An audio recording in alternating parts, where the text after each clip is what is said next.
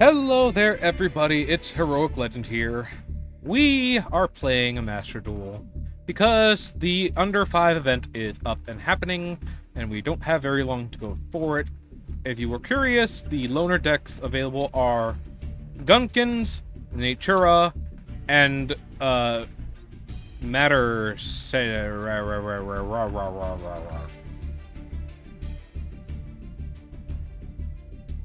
Matter Reactor. Matter Reactor. Matter Reactor. Or is it Mater?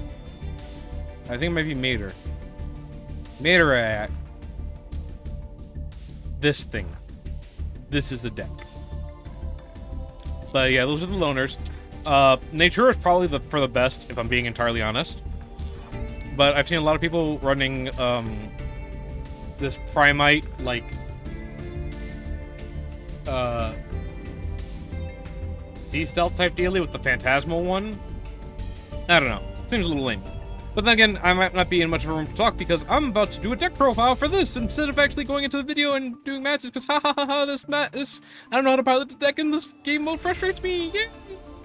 So, what is this deck? This is a Mimi Ghoul deck. I like them. They're a fun archetype. I think they're silly. Mimi Ghouls, for anyone who is not aware, are a flip effect deck. But they are a flip effect deck that goes, what if we took the flip effects and made you suffer? So that's exactly what we do. We make you suffer. Oh, goodness. Anyway, to put it simply, with Mimi Ghouls, we want to give our opponents flip effect monsters that we will hopefully flip on their turn, or if we're going second, we can flip on our turn using effects to then gain benefits. Our whole goal is to get out our Mimi Ghoul dungeon to make them beefy and cause more problems, and then have out our Mimi Ghoul giant and throne to handle the rest. We also have our master. If you want an in-depth thing for Mimi Ghouls, there's obviously way better channels out there for that, and I appreciate you sticking around for my casual newbie explanation to it, but just in short, I like them. I am also going to introduce you to the deck that I used prior, but here's our deck makeup currently.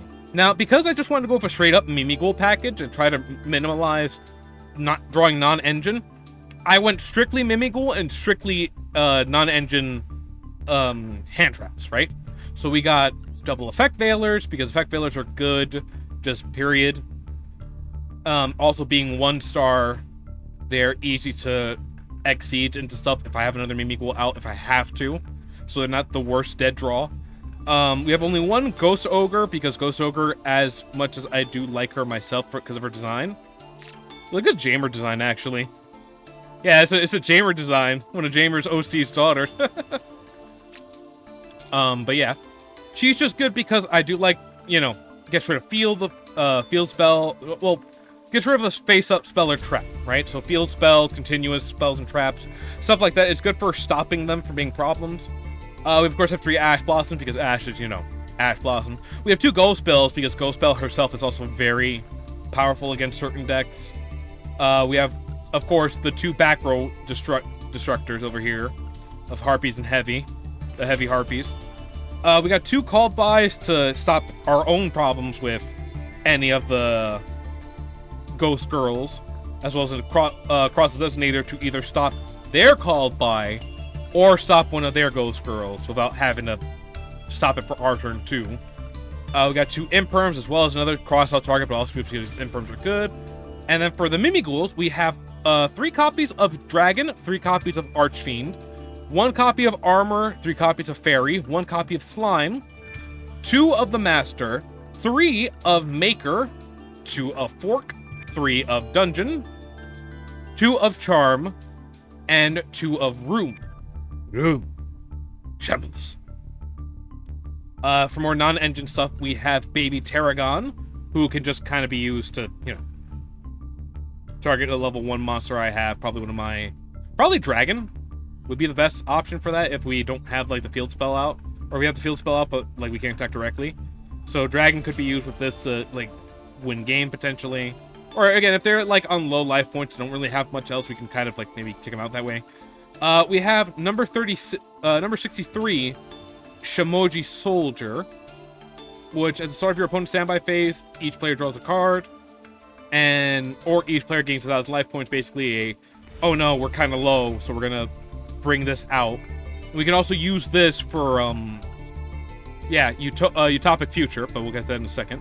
We have number 13 and number 31, the embodiment of, I believe, crime, and I think it's punishment? Yeah, crime and punishment. If you're curious what they do, crime cannot be destroyed by battle, and your opponent takes any battle damage it would take from this card, while punishment is the exact same.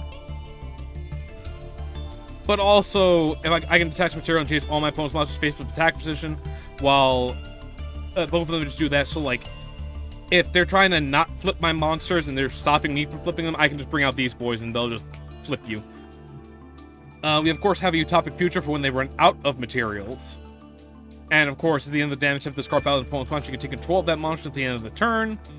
And if this face-up card in the field will be destroyed by card effect, you can detach one material from it instead. We have Luderisk for just in case we want to, you know, swoop in or over them and attack directly.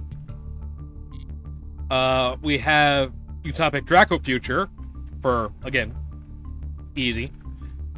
Return on your opponent, monster. Also, just, you know, negate the activation and then take things. We have another Luderisk, which, you know, attach when the target was spell trap your opponent's control, shuffling it back into the deck, because that's really good, and because we can kind of cycle our Mimi Ghouls in a way, it's okay to do this. You know, it's another, like, safety option pick.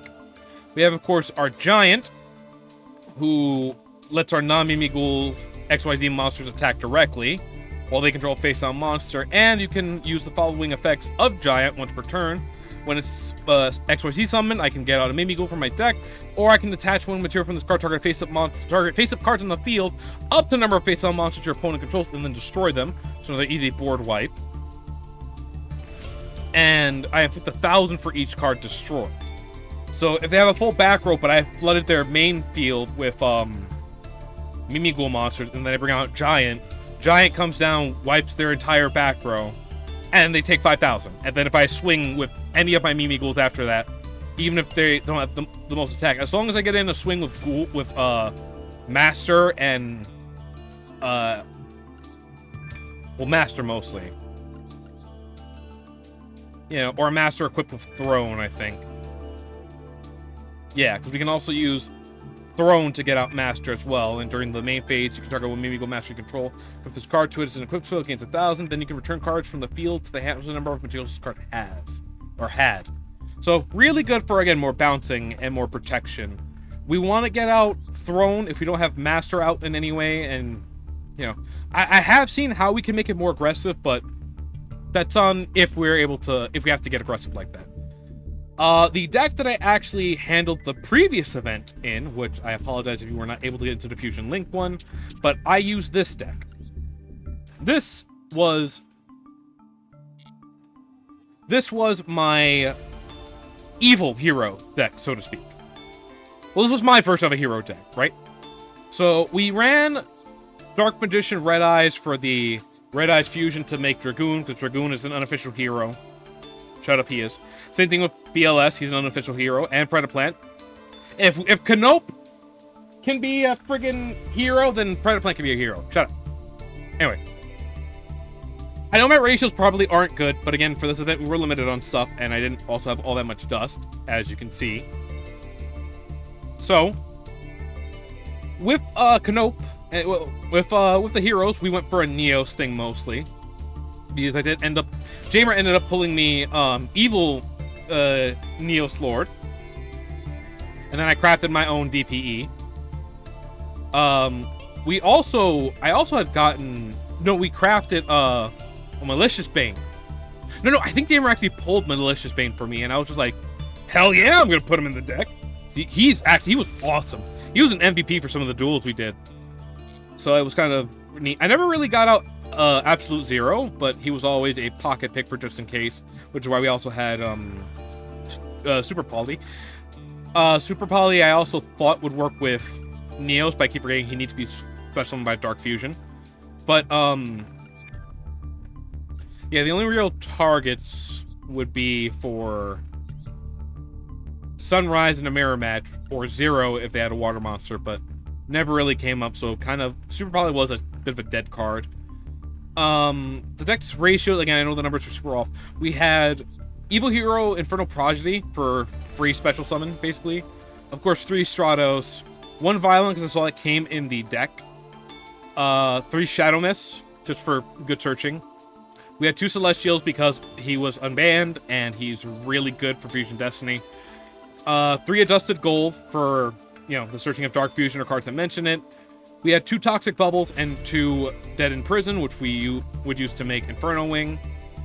We had 2 Varus, but Varus was also kind of a bit of a dead card at times. Good for just ditching a monster, but otherwise there were other ways we could do that. We had only 1 copy of Sinister Necrom. 3 of Malicious, because it's Malicious and Malicious is good. 1 Honest Neos, which did help out once or twice. 1 Poly, 1 Reinforcement of the Army, though it was really just used to get out Stratos or Shadow Mist. 1 Miracle Fusion, 1 Emergency Call, which again, Stratos, Shadow Mist. 3 Dark Fusions, 1 Red Eye Fusion, because duh. 1 Fusion Destiny, 1 Evil Assault, 1 Super Poly, 2 Mass Changes, 2 Called Buys, and 1 Crossout Designator. Crossout Designator did jack, because it was just supposed to be there to stop Called Buys, basically. But, yeah. It did well. We didn't have too many horrid losses. But boy, I'm looking at it now, and I'm like, yeah, I definitely could have fixed some of the ratios in this deck. Even just dropping a few things so we didn't have to worry too much about it. But honestly, I did not hate it too much. It was a fun deck to play. It's still fun. I do actually want to explore more about possibly running an Evil Hero deck, because haha, I get it, Heroic Legends running the Evil Hero deck, lol. But it was a fun deck. I enjoyed it. I definitely think if I can learn more about how to properly pilot the hero archetype, this could definitely be a fun deck that I do more on in the future. Maybe even a 50 card deck would be what I feel like would be better, just because, and you know, dropping out a few of the for just in case cards for more standard stuff. I never really got to summon Vision, which was sad because I felt like he would have been really fun. And of course, my Sunrise that I got was is uncrashable, but it was one of the shiny ones from one of the many events that came out. And I do think Sunrise is really cool. He's super Sentai with how he looks. I really like that about him. Anki actually came in clutch for 1 match too, which I really love because I think he's a cool card as well. I think a lot of the match heroes are super cool. I just wish I had better ratios for them. Toxic Bubble was hard to use, but I did get off his Draw 2 effect, which I thought was really good. Same thing with Celestial. I actually got off Celestial's effect as well, but I did have to wait until I used up all my Malicious and, you know, had no cards. But still, it was fun. It's good matches. But yeah, I've remade Annoying.deck, Annoying.mp4, and I have some other decks here. Meme Ghoul, which is the Meme Ghoul for standard play. Mori, which is my Memento Mori. Knights of Fire, I'm not ever going to really break. It's become my new Ancient Warriors, which I might remake again. Maybe make it into a 50 card deck, add a couple more things to help it out. You know what? I'm feeling inspired. No, okay. I'll tell you what. Next video, I will do some matches, so that way you guys know if you want to skip that one after you wasted your time with this one. Appreciate you if you stuck around. Love you all. But, platonically, of course. Maybe. I forget what the word is. I'm tired. Yeah. So, if a match goes well or doesn't take too long and have some time after, maybe I'll build a deck. Maybe I'll go back and build an Ancient Hero deck so I show you I haven't lost my roots. Anyway, I want to thank you all for watching. I do hope you enjoyed the video. If you liked it, you know what to do. Much appreciate you if you do. And until next time, I just want to say, laters.